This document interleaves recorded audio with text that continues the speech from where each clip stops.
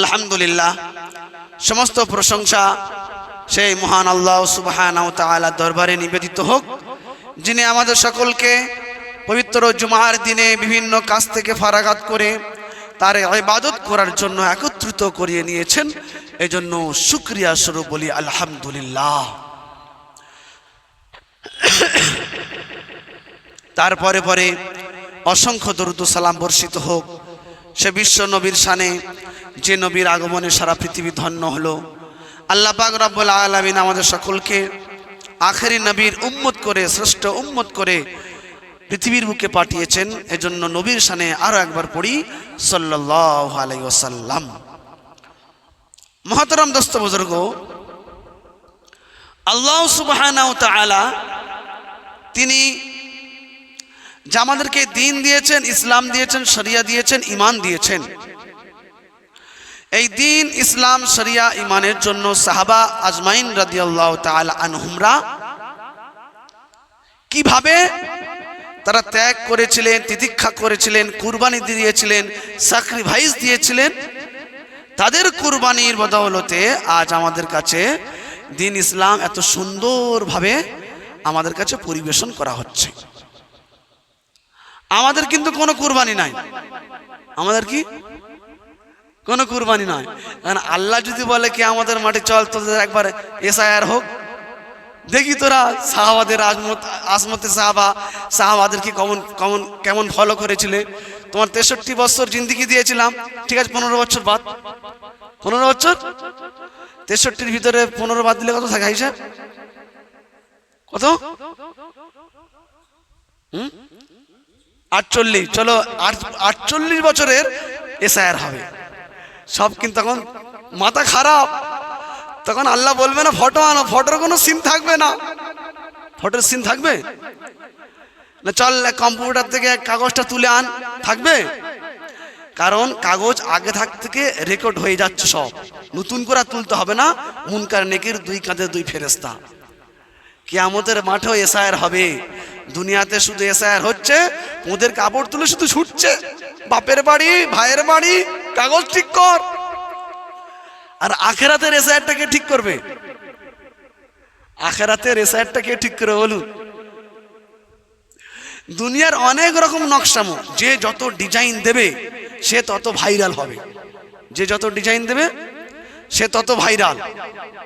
কারোর পরোটা বিক্রি হচ্ছে না, ডিজাইন দিয়ে পরোটা বিক্রি করছে, পরোটা হু করে বিক্রি হচ্ছে। কারোর চা বিক্রি হচ্ছে না, অঙ্কুরাটিতে ডিজাইন দিয়ে চা বিক্রি হচ্ছে।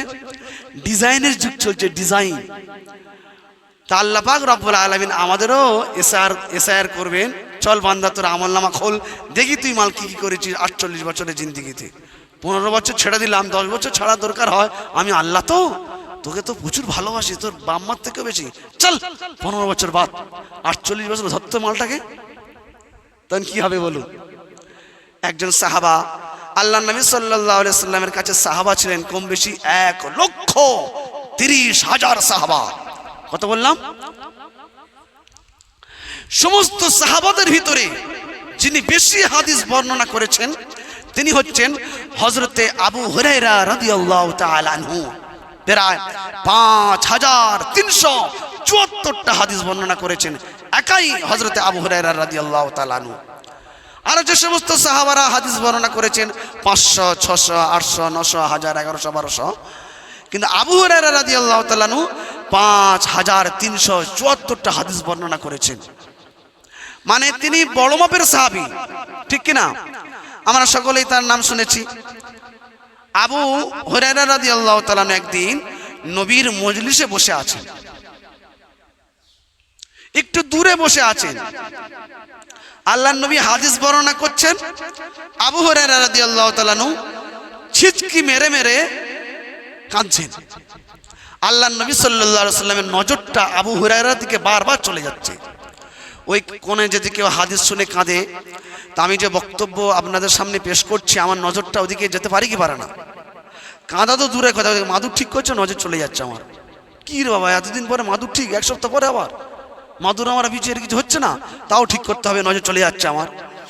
ঠিক তদরূপ আল্লাহর নবী সাল্লাল্লাহু আলাইহি ওয়াসাল্লামের নজর চলে যাচ্ছে আবু হুরায়রা রাদিয়াল্লাহু তাআলা আনহুর দিকে। ছিচকানি মেরে মেরে কাঁদছেন উনি। মজলিস শেষ হয়ে গেল, আল্লাহর নবী ডাকলেন, আবু হুরায়রা তুমি এখানে এসো। আবু হুরায়রা কি ব্যাপার, তুমি এত কাঁদছো? আবু হুরায়রা রাদিয়াল্লাহু তাআলা আনহু বললেন, ইয়া রাসূলুল্লাহ, আজ আমার 3 দিন গুজরে গেছে, আমার খানার কোনো ব্যবস্থা হয়নি বাড়িতে, আরো 3 দিন চলে যাক, কোনো অভিযোগ আমার নাই। 3 দিন খাওয়া হয়নি, আরো 3 দিন চলে যাক, কোনো অভিযোগ নাই। তবে আমার বাড়িতে আমার বুড়ি মা আছেন, তো বুড়ি মারও খাওয়া হয়নি, তাই বুড়ি মার কথা শুনে আমার একটু কষ্ট হচ্ছে ইয়া রাসূলুল্লাহ। আল্লাহ রাসূল বললেন, তোমার হাতে যে থৈলিটা আছে, ব্যাগটা আছে, থলিটা খোলো তো। আবু হুরায়রা রাদিয়াল্লাহু তাআলা থলিটাকে খুললেন, উল্টে দিলেন, অর্থাৎ যা কিছু ছিল সব বাহির করলেন। আল্লাহর নবী দেখতে পেলেন 21টা খেজুর ওর ভিতরে রাখা আছে। কটা খেজুর বললাম? 21টা খেজুর। খেজুরগুলো শুকনো হয়ে গেছে, তাজা খেজুর নয়, ভালো খেজুর নয়, খারাপ। আল্লাহর নবী জিজ্ঞাসা করলেন, আবু হুরায়রা, এই খেজুরগুলো তুমি কোথায় পেয়েছো? আবু হুরায়রা রাদিয়াল্লাহু তাআলা আনহু বললেন, ইয়া রাসূলুল্লাহ, আপনার দরবারে আসতে গিয়ে রাস্তা দিয়ে যখন আসছিলাম, রাস্তার পাশে পাশে মানুষ এগুলোকে ফেলে দিয়েছিল, খাবে না বলে। খারাপ, শুকনো, বাসি খেজুর আমি কুড়িয়ে নিয়ে রেখে দিয়েছি আমি থলির ভিতরে। যখন দেখবো জান চলে যায় ভাব, জান চলে যায় ভাব, জান বাঁচানোর জন্য আমি আর আমার মা পানিতে ভিজিয়ে হলো এই খেজুরগুলো খাবো, শেষ সম্বল মনে করে আমি আমার থৈলির ভিতরে, ব্যাগের ভিতরে রেখে দিয়েছি। আল্লাহর নবী বললেন, দাও খেজুরগুলো আমাকে দাও। 21টা খেজুর বিশ্ব নবী নিলেন, আর আবার নতুন করে আবু হুরায়রা রাদিয়াল্লাহু তাআলা আনহু থৈলির ভিতরে বিশ্ব নবীর হাত মোবারক ঢুকিয়ে 21টা খেজুর রেখে দিলেন। আর বললেন, আবু হুরায়রা, এই 21টা খেজুর নিয়ে তুমি বাড়িতে চলে যাও, কিন্তু থৈলির মুখ আর কোনোদিন খুলবে না, খেজুর তুমি কোনোদিন গুনবে না। তোমার যতবার খিদে লাগবে, যতবার মন তোমার চাইবে, তোমার মাকে যতবার খাওয়াতে মন চাইবে, এই ব্যাগের ভিতরে হাত ঢোকাবে, তরু তাজার সুন্দর খেজুর তুমি পেয়ে যাবে। সুবহানাল্লাহ। আবু হুরায়রা রাদিয়াল্লাহু তাআলা আনহু খেজুরগুলো নিয়ে চলে গেলেন বাড়িতে। নিজে খেলেন, যতবার মন চায় খান, আর মাকেও খাওয়ান। আর মদিনার অলিগলিতে ঘোরেন আর বলেন, কেউ আছো? ও বিধবা নারীরা, ও এতিম দুঃখিনী অসহায় দুর্বলেরা, গরিব ভিখারি মিসকিনেরা, কেউ আছো? আমার কাছে এসো, আমার খেজুরগুলো তোমরা খাও। আবু হুরায়রা রাদিয়াল্লাহু তাআলা আনহু ব্যাগের ভিতরে হাত ঢোকাতেন আর মদিনার দরবারে, মদিনার অলিগলিতে খেজুর বিলাতেন। এই জন্য আবু হুরায়রা বলেন, ও গোহালবেড়িয়ার মুসলমানেরা শোনো, হযরতে আবু হুরায়রা রাদিয়াল্লাহু তাআলা আনহু তিনি বলেন, মদিনার এমন কোনো বাড়ি বাকি নেই, মদিনার এমন কোনো ঘর বাকি নেই যে ঘরেতে, যে বাড়িতে আবু হুরায়রার খেজুর পৌঁছায়নি, অর্থাৎ আবু হুরায়রার খেজুর মদিনার এমন কোনো ব্যক্তি খায়নি, এটা হতে পারে না। অর্থাৎ আবু হুরায়রার খেজুর মদিনার প্রতিটা বাড়িতে বাড়িতে পৌঁছে গেছে। যারা বলেন সুবহানাল্লাহ। তাহলে আবু হুরায়রার খেজুর মদিনার প্রতিটা ঘরে ঘরে পৌঁছে গেছে, মদিনার এমন কোনো বাড়ি বাকি নেই যে আবু হুরায়রার খেজুর খায়নি, এটা হতে পারে না। তাহলে খেজুরের পরিমাণটা কত হতে পারেন বলেন ভাই? ছোট কিন্তু কি ব্যাগ, থৈলি। আল্লাহর নবী বলেছেন যে খেজুর খাবে, হাত ঢোকাবে, কিন্তু দেখবে না বা গুনবে না। আবু হুরায়রা রাদিয়াল্লাহু তাআলা আনহু বলছেন, বয়স তখন ছিল আমার বয়স 35 ইয়ার্স। কত বয়স? 35। সেই 35 বছর থেকে নিয়ে আমি আমার 65 বছর পর্যন্ত একইভাবে খেজুর খেয়েছি আর মদিনাওয়ালাদেরকে খাইয়ে দিয়েছি, ব্যাগের খেজুর কোনোদিন ভরাইনি। সুবহানাল্লাহ। চিন্তা করেছেন, নবীর হাতের ছোঁয়া লাগে যদি 21টা খেজুর আল্লাহ পাক মদিনার অলিগলিতে পৌঁছে দিতে পারে, আবু হুরায়রার ভাগ্য পরিবর্তন করতে পারে, আবু হুরায়রার নসিব পাল্টে যেতে পারে। সেই বিশ্ব নবীর তরিকা, সেই বিশ্ব নবীর আদর্শ, সেই বিশ্ব নবীর সুন্নাত যদি আমাদের জিন্দেগিতে আসে, বলুন আমাদের ভাগ্য পরিবর্তন হতে পারে কি পারে না বলেন? আরে হতে পারে কি পারে না বলেন? 21টা খেজুর 30 বছর ধরে মদিনার অসংখ্য মানুষ খেলেন। নবীর হাতের ছোঁয়ার বরকতে আল্লাহ পাক সাহাবাদের ভাগ্য পরিবর্তন করে দিলেন, নসিব খুলে দিলেন, ভাগ্য খুলে দিলেন। সেই নবীর আদর্শ সুন্নাত যদি আমাদের জিন্দেগিতে আনতে পারে, আমাদের ভাগ্য খুলতে পারে কি পারে না? শুধু কি মনে করেছেন নবীর সুন্নত ইত্তেবা করলে শুধু জান্নাত পাবেন? জান্নাত তো পাওয়া যাবেই যাবে, দুনিয়া তো আল্লাহ দেবেন।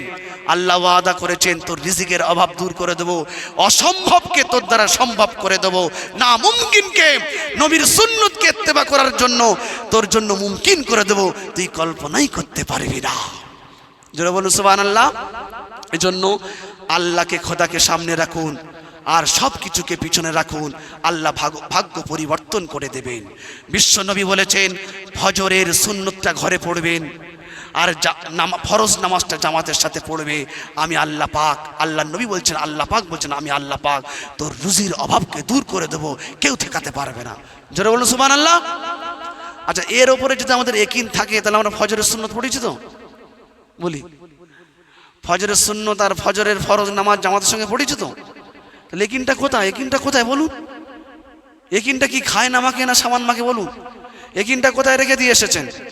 আল্লাহর নবী বললেন ফজরের সুন্নত ঘরে পড়বে। কোথায় পড়বে? আর ফরজ নামাজটা কোথায় পড়বে? জামাতের সাথে। সাথে সাথে আল্লাহ পাক তোমার রুজির ব্যবস্থা করে দেবে, কেউ ঠেকাতে পারবে না। নামাজ কবুল হোক আর নাও, কি বলছেন? নামাজ কবুল হোক আর নাও, কবুল হলে তো জান্নাত পাওয়া যাবে। আল্লাহ টাটকা দেবেন, প্রথম রুজির বরকত, রুজির অভাবকে দূর করে দেবেন, রুজির দায়িত্ব নিয়ে নেবেন। আর নামাজ যদি কবুল হয় সে জান্নাত পাওয়া যাবে, আলাদা বিষয়। তাহলে আমাদের ইয়াকিন নেই, তাই তো? আমাদের ইয়াকিন নেই, আমাদের সে ঈমান নেই, সে তাকওয়া নেই, সে পরহেজগার নেই। আমরা জুমার নামাজ পড়তে এসেছি অথচ ফজরের ফরজ নামাজ পড়িনি, আর আমরা বলছি মুসলমানের ছানা। হযরতে আলী রাদিয়াল্লাহু তাআলা আনহু আল্লাহর নবীর সাথে সফর করছিলেন। জোহরে রক্ত হয়ে গেছে, জোহরের নামাজ পড়িয়েছেন আল্লাহর নবী, খানা দানা শেষ হয়ে গেছে। বললেন তোমাদের ভিতরে মজবুত সাহাবা, জওয়ানি সাহাবা কে আছেন? সবাই বলল ইয়া রাসূলুল্লাহ শেরে খোদা হযরতে আলী আছেন। আলী এসো, তোমাকে উমুক একটি জায়গা যেতে হবে, এই জিনিসটা আমাকে নিয়ে আসতে, আমার কাছে নিয়ে আসতে হবে। হযরতে আলী বললেন ইয়া রাসূলুল্লাহ লাব্বাইক ইয়া রাসূলুল্লাহ, আমি চলে যাব। চলে গেলেন। এদিকে আসরের রক্ত হয়ে গেল। আল্লাহর নবী আসরের নামাজ পড়ালেন, সাহাবারা পড়লেন। হযরতে আলী এখনো পর্যন্ত আসলেন না। আসরের ওয়াক্ত এখনো রয়েছে, আসরের জামাত সেরে ফেলেছেন আল্লাহর নবী, কিন্তু ওয়াক্ত এখনো আছে, সময় এখনো আছে। হযরতে আলী ফিরে আসলেন আর বললেন ইয়া রাসূলুল্লাহ আপনার আমানতের মাল আপনিই রেখে দিন। আমি গিয়েছি আর এসেছি, কোনো জায়গায় বিশ্রাম করিনি, পিপাসা পেয়েছে পানি পান করিনি, কোনো জায়গায় রুকিনি, গাছের ছায়া দেখেছি সেখানে দাঁড়াইনি, কারণ রসুলের অর্ডার, যেতে হবে আর আনতে হবে আমানতের মাল, বিশ্ব নবীর কাছে পৌঁছে দিতে হবে। আল্লাহর নবী বলেন আলী আমার একটু শরীরটা কিরকম হচ্ছে, তুমি রানটা বিছিয়ে দাও, রানের মাথায় রেখে আমি একটু বিশ্রাম করব। কে বললেন? আরে বলুন, কে বললো? বলো, কে বললো? আরে বলো যুবকরা। আলহামদুলিল্লাহি রাব্বিল আলামিন, মাঝে ভাগে বাদ দাওয়াল্লিন, যে কটা নামাজি হচ্ছে ওদের জন্য বয়ানটা হচ্ছে নাকি? আমরা তো জুমার পরে আসছি না, হাই আল্লাহ সাল্লাহ হাই আল ফালা, ইমাম আর মুয়াজ্জিন দুই সালা মিলে চালা নাকি? আরে বলুন, কে রানটা বিছিয়ে দিলেন আর কে রানের উপরে শুলেন? বলুন কে? হযরত আলী শুলেন, তাই তো? আল্লাহ নবী সাল্লাল্লাহু আলাইহি ওয়াসাল্লাম বললেন আলী রানটা বিছিয়ে দাও, রানের উপরে আমি শুই। আল্লাহ নবী রানের উপরে শুলেন। হযরতে আলী ইতস্তত বোধ করছেন, কেন? যে আমার এখনো আসরের নামাজ পড়া হয়নি, রক্ত চলে যাচ্ছে, সূর্য ডুবে যাচ্ছে, কি করব? চিন্তা করছেন নবী কুলের শিরোমণি, নবীদের সর্দার, তাজদারে মদিনা, হাদারে মদিনা, দুলহায়ে মদিনা, ইমামুল মুরসালিন, খাতামান নবিয়িন, শাফিউল মুজনাবিন, তিনি আমার রানে আরাম ফরমাচ্ছেন, আর আমি উঠতে বলবো, এটা আদবের বরখলাফ হবে, বেয়াদবি হবে, এটা করা যায় না। কিন্তু মনে কষ্ট হচ্ছে, আসরের রক্ত চলে যাচ্ছে। আর আসরের রক্ত চলেই গেল, মাগরিবের রক্ত চলে আসলো। আল্লাহ নবী বললেন চলো মাগরিবের আজান হবে আর জামাত হবে, প্রস্তুতি নাও, উজু করে নাও। হযরত আলী এক জায়গায় দাঁড়িয়ে কাঁদছেন, কান্নার আওয়াজটা আমার বিশ্ব নবীর কানে আসলো। আল্লাহর নবী বললেন, কে কাঁদে? সাহাবারা বললেন, ইয়া রাসূলুল্লাহ, আলী কাঁদতেছেন। ও আলী, এখানে এসো, তুমি কাঁদছো কেন? ইয়া রাসূলুল্লাহ, আমি সফরে গিয়েছিলাম, আমি তো আসরের নামাজ আদায় করতে পারি নাই, আসরের ওয়াক্ত চলে গেছে। আল্লাহর নবী বললেন, আরে তুমি তো আগে বলবে তো আমাকে। ইয়া রাসূলুল্লাহ, আপনি আমার রানে শুয়েছেন, আরে কি হয়েছে তুমি বলবে তো। ইয়া রাসূলুল্লাহ, আমি চিন্তা ভাবনা করলাম, এমন আলীর হাজার জান তো কুরবান করতে রাজি, কিন্তু রান থেকে আমি আমার রাসূলকে ওঠাতে পারবো না। ইয়া রাসূলুল্লাহ, তাই বলতে পারিনি। আল্লাহ রাসূল বললেন, তাই ও আলী শোনো, যে সূর্য ডুবে গেছে, সেই সূর্যই আবার আলীর জন্য উদয় হবে, ফিরে আসবে, কেউ ঠেকাতে পারবে না। হযরত আলী বলছেন, ও আমার নবীর সাহাবারা শোনো, যারা অনুপস্থিত ছিলে শোনো, আমার বিশ্ব নবী শাহাদাত উঙ্গলিটি নিয়ে সূর্যের দিকে ইশারা করলেন, এইভাবে এইভাবে এইভাবে তিনবার ইশারা করলেন। আমরা দেখলাম ডুবন্ত সূর্য আস্তে আস্তে আবার ফিরে আসলো। ও আলী, নামাজ আদায় করে নাও। কে বলেছে আসরের রক্ত নেই? দেখো আলী, আজ আল্লাহ পাক আলী তোমার ইজ্জতের খাতিরে আল্লাহ ডুবন্ত সূর্যকে আসরের নামাজ আদায় করার জন্য আবার সেই সূর্যকে ফিরিয়ে এনেছেন। জোরে বলি সুবহানাল্লাহ। একজন সাহাবা বলছেন, ইয়া রাসূলুল্লাহ, এই সূর্য আবার ডুববে কেন? আল্লাহর নবী বলেন, ও সাহাবা, আমাকে জিজ্ঞাসা করছো কেন? আলীকে জিজ্ঞাসা করো, আলীর নামাজ খতম হবে কখন, তবেই সূর্য ডুববে, নচেত সূর্য ডুববে না। চিন্তা করেছেন সাহাবাদের ঈমান, সাহাবাদের ইয়াকিন, সাহাবাদের তাকওয়া, সাহাবাদের ভালোবাসা, সাহাবাদের মহব্বত, রাসূলের প্রতি ইশক আর মহব্বত, রাসূলের ইত্তেবা করার কারণে আল্লাহ পাক ডুবন্ত সূর্যকে মদিনাবাসীদের জন্য নয়, একমাত্র আলীর জন্য আবার ফিরিয়ে আনলেন। সেই আসরের নামাজ আমাদের কাছে আছে না নেই? সেই নবীর ইত্তেবা আমাদের কাছে আছে না নেই? সেই নবীর সুন্নাত, সেই নবীর আদর্শ, সেই নবীর হুকুম, সেই নবীর সুন্নাত হাদিস আমাদের কাছে আছে। আজও যদি আমরা সেই প্রিয় নবী সাল্লাল্লাহু আলাইহি ওয়াসাল্লামের সুন্নতটাকে আঁকড়ে ধরে রাখতে পারি, খোদার কসম, যেমন সাহাবাদের উপর আল্লাহ পাক মদদ করেছিলেন, আল্লাহ পাক সাহায্য করেছিলেন, সেই সাহায্য আজ আমাদের প্রতি নাজিল হবে, কেউ ঠেকাতে পারবে না। শর্ত হলো ঈমান এবং ইয়াকিন আমাদের তৈরি করতে হবে। কি তৈরি করতে হবে ভাই? আরে বলে না, কি তৈরি করতে হবে? আচ্ছা, ঈমান আর ইয়াকিনটা কি করে তৈরি হবে বলেন দিনি, বলুন কি করে তৈরি হবে? ঈমান আর ইয়াকিনটা তৈরি হবে কি? আরে আর কিছু একটা বলুন, যে হুজুর ওই বাবলু চা দোকানের সামনে যে আপনার ওই এটা আছে, ওখানে একটু তাসপাস করলে ঈমান তৈরি হবে, বলো বলো বলো। বা মাগরিবের পরে একটু ধোঁয়া তুললে তৈরি হবে, বলো। আরে যে কোনো একটা তো হবে নাকি? না তাসের আড্ডায় বললে রানী রানী নয় অমুক হবে। আচ্ছা, ওটা নয় হোক, রাত জেগে জেগে মোবাইলে ওই কি একটা হয়, ডিএম লটারি ভোটার কি হয় একটা, ওটা একটা, ওইটা জায়েজ, তাই তো? ওটা জায়েজ। কে বলেছে ওটা হারাম? ওই জুয়াটা খেলা জায়েজ নাকি? আচ্ছা, গুয়ের এপিট আর ওপিট দুটো পিঠকে আলাদা। এপিটে খুশবু আছে মিষ্কাম্বর, আর ওপিটে কি গন্ধ। আরে বলে না, তাহলে তাসের মধ্যে জুয়া খেললে ওটা কি এপিট মানে গুনাহ, আর মোবাইলে জুয়া খেললে কি মিষ্কাম্বর? গুয়ের এপিট আর ওপিট দুটোই হারাম, দুটোই নাজায়েজ, দুটোই ঈমান ধ্বংস হওয়ার যন্ত্র। আমার সোনার ভাইয়েরা, হযরত আলী রাদিয়াল্লাহু তাআলা আনহু তিনি কি বড় মাপের সাহাবী ছিলেন, এই হাদিসের দ্বারাই প্রমাণিত হয়েছে কি হয়নি বলেন? কি বড় মাপের সাহাবী ছিলেন, আর অন্য কোন হাদিস টেনে আনার প্রয়োজন নেই, এখানেই প্রমাণ হয়ে গেছে হযরত আলী রাদিয়াল্লাহু তাআলা আনহু কি বড় মাপের সাহাবী ছিলেন। তারপরও আমি আরেকটি টুকরো বলছি আপনাদের আরো ডিক্লেয়ার করার জন্য। হযরত আলী রাদিয়াল্লাহু তাআলা আনহু তিনি ফজরের নামাজ পড়ে বাড়িতে গিয়েছেন, বাড়িতে গিয়ে দেখছেন মা ফাতেমার চোখ থেকে পানি পড়ছে, হাসান হুসাইন কাঁদছেন। হযরত আলী বুঝে ফেলেছেন, আজ চতুর্থ দিন আমার বাড়িতে আমি ফাতেমার কাছে এক লোকমা খাবারের ব্যবস্থা করে দিতে পারি না। কতদিন ভাই? বাইরে কারা কথা বলছে?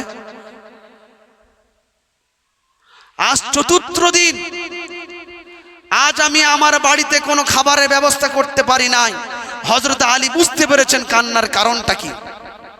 তখন ফাতেমাকে ডেকে বলছেন, ফাতেমা কি বলবো, আমি গতকালকের উপার্জন কিছু খেজুর করেছিলাম, আমি নিয়ে আসছিলাম, মনে বড় আশা ছিল, খেজুরগুলো নিয়ে যাব। আজ 3 দিন হলো ফতেমার মুখে কিছু তুলে দিতে পারবো, হাসান আর হুসাইনের মুখে কিছু তুলে দিতে পারবো। এটা গতকালকের কথা ছিল, 3 দিন। হঠাৎ আমার কাছে খবর আসলো আল্লাহর নবীর খাওয়া হয়নি। আমি রাস্তায় চিন্তা করলাম, আলী তোর ছেলে তো ক্ষুধার্ত অবস্থায় মরে যেতে পারে, আলী বরদাস্ত করে নেবে। তোর বিবি ক্ষুধার্ত অবস্থায় মরে যেতে পারে, আলী বরদাস্ত করে নেবে। আলী ক্ষুধার্ত অবস্থায় পাগল হয়ে যেতে পারে, স্মৃতিশক্তি নষ্ট হয়ে যেতে পারে, আলী বরদাস্ত করে নেবে। কিন্তু আমার জগৎগুরু বিশ্বগুরু নবী রাসূলুল্লাহ ক্ষুধার্ত থাকবে, কষ্ট থাকবে, এটা আলী বরদাস্ত করতে পারবে না। ফতেমা সেই খেজুরগুলো আমি নবীর দরবারে পাঠিয়ে দিয়েছি। মা ফতেমা তখন বলছেন, ওগো স্বামী, আজ উপার্জন হবে কি হবে না কোনো গ্যারান্টি নেই। আমার কোনো চিন্তা নাই, অভিযোগ নাই। হাসান আর হোসাইনের দিকে আমি তাকাতে পাচ্ছি না। এক কাজ করো, আমার দুপাট্টা, আমার ওড়নাটা তুমি বাজারে বিক্রি করো, যে কয় দেরাম হবে, আমার হোক বা না হোক কোনো আপত্তি নাই। আমার হাসান আর হোসাইনের জন্য কিছু খাবারের ব্যবস্থা করে আনো। হযরত আলী বলছেন, ফাতেমা রে, আমি এতটা অপদার্থ স্বামী হয়ে যাব যে তোমার ওড়না আমাকে বিক্রি করতে হবে, আমি পারবো না।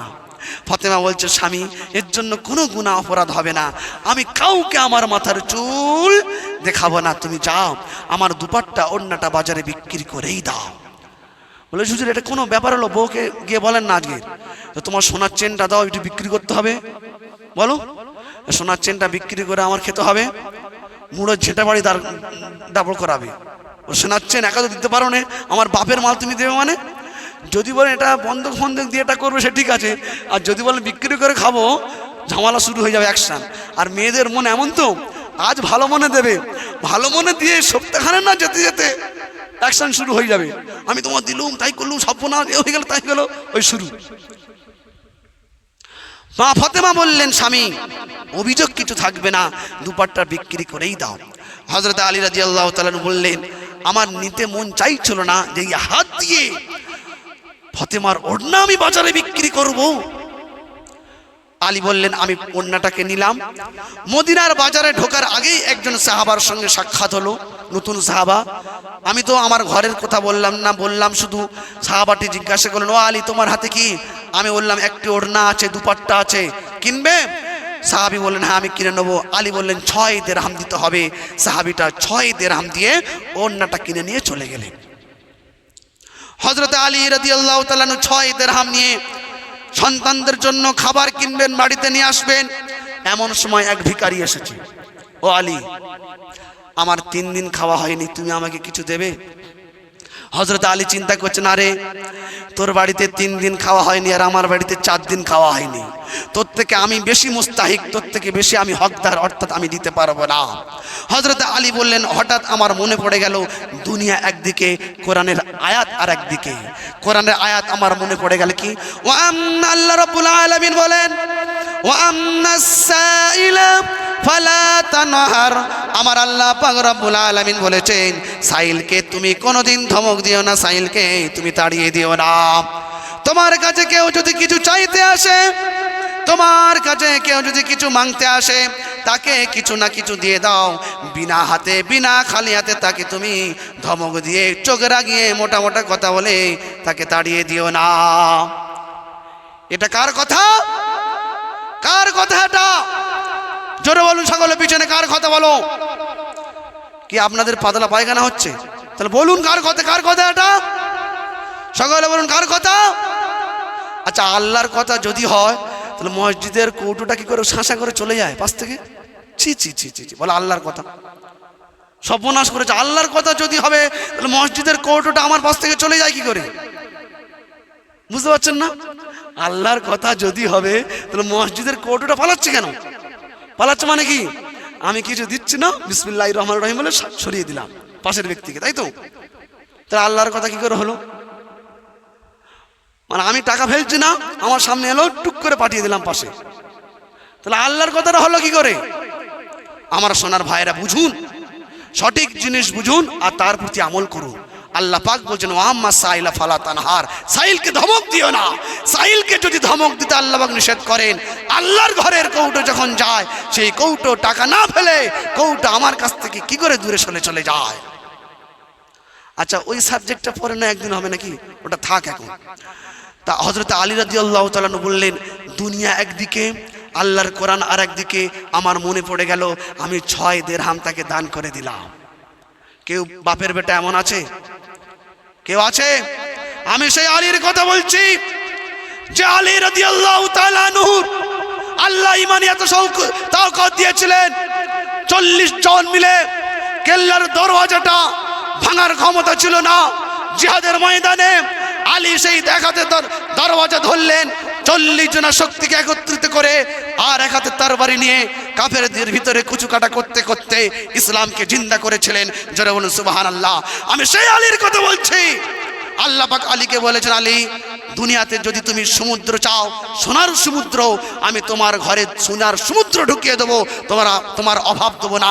আলী বলেছিলেন, ইয়া রাসূলুল্লাহ আপনি আল্লাহকে বলে দিন আমার পক্ষ থেকে আমি সোনার সমুদ্র নিতে চাই না, আমি আমার নবীকে ইত্তেবা করে আমি আমার জিন্দিকে গুজরাতে চাই। জোরে বলুন সুবহানাল্লাহ। আমার সোনার ভাইয়েরা, আলী রাদিয়াল্লাহু তাআলা আনহু 6 দিরহাম দিয়ে দিলেন ফকিরের হাতে। চিন্তা করছেন বাড়িতে আমি যাব না, দিয়ে তো দিয়েছি, মন চেয়েছে বাড়িতে যাব না, বাড়িতে গেলে ফতেমার কাছে মুখ দেখাতে পারবো না। ফতেমা যদি বলে আমার ওন্না কই, আমি বলো বিক্রি করেছি, দিরহাম কই, দিরহামের আমার সন্তানের খানা কই, আমি কোনো জবাব দিতে পারবো না, অর্থাৎ আমি ঘরেই ঢুকবো না, আমি এখানেই থাকবো, তাতে যা আছে কপালে দেখা যাবে কাল সকালে। হযরত আলী রাদিয়াল্লাহু তাআলা আনহু বসে পড়লেন একটি গাছের ছায়া তলে। হঠাৎ দেখছেন হযরত আলী, একজন নূরের চেহারায় নূরান্বিত ব্যক্তি হযরত আলী রাদিয়াল্লাহু তাআলা আনহুর সামনের দিকে আসছে একটি উটের পিঠে চেপে, এবং উটটি এত সুন্দর দেখতে। হযরত আলী বলছেন, এমন উট আমি মদিনার বাজারে কোনোদিন দেখি নাই। ব্যক্তিটা আমার কাছে আসলো, আমাকে এসে বললো, ভাই অচেনা ব্যক্তি, আমার এই উটটি তুমি কিনবে? হযরত আলী বলছেন, ভাই উট কিনবো মানে? আমার কাছে 1 দিরহাম নেই, উট কিনবো মানে? বলে, আরে তোমার কাছে টাকা নেই তা কি হয়েছে, আমি তোমাকে বাকিতে দিচ্ছি 100 দিরহাম, পরে তুমি আমাকে দিয়ে দেবে 100 দিরহাম। হযরত আলী রাদিয়াল্লাহু তাআলা তিনি বলছেন যে আমি চিন্তা ভাবনা করলাম নেবো না, আবার চিন্তা করলাম নিয়ে নি, কমসে কম উটটা নিয়ে গিয়ে বাড়িতে জবাই করব, ফতেমাকে বলবো কত খাবে খাও, হাসান আর হোসেনকে খাও, একটা পুরো গোটা উট খাও। তো আমি উটটা নিয়ে নিলাম, বাকিতে 100 দিরহাম। কত দিরহাম? 100 দিরহাম। উটটাকে নিয়ে 2 কদম যেতে না যেতে আরেকজন ব্যক্তি নূরান্বিত সুন্দর চেহারা আমার সামনে চলে আসলো, আমাকে দাঁড় করালো, বললো, ভাই তোমার উটটাকে আমাকে বিক্রি করবে? আমি বললাম, না ভাই আমি বিক্রি করবো না, আমি এমনি ধারে নিয়ে এসেছি, আমি বিক্রি করবো না। বলে, আরে আমি তোমাকে 160 দিরহাম দিচ্ছি। কত দিরহাম? হযরত আলী চিন্তা করলেন, 160 দিরহাম ভালোই হলো তো, ঠিক আছে উট নিয়ে নাও। 160 দিরহাম নিলেন বিনা পুঁজিতে।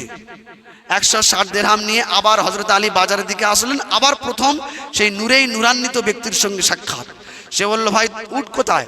আমি যে তোমাকে উট দিয়েছিলাম, উট তো বিক্রি করে দিয়েছি। এ তখন বলছে, ঠিক আছে দিয়ে দাও আমার 100 দিরহাম। বলো, ওই জন্য তো এসেছি, নাও তোমার 100 দিরহাম।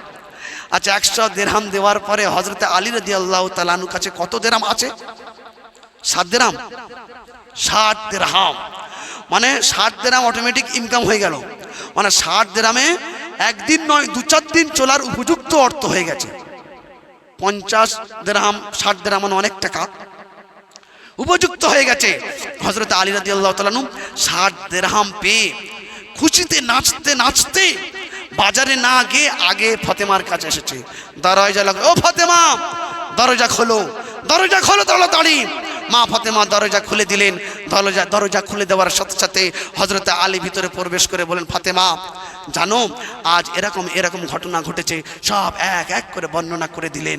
মা ফতেমা তখন কাঁদছিলেন আর বলছেন, স্বামী আমার আল্লাহ সত্য, আমার আল্লাহ হক, আমার আল্লাহ বলেছেন বান্দা তুই আমাকে 1 দিবি আমি তোকে 10 দেবো, তুই আমাকে 1 দিবি আমি তোমাকে 10 দেবো। ও স্বামী তুমি আল্লাহর রাস্তায় 6 দিয়েছো, আল্লাহ তোমাকে 6 10 60 দিয়েছে।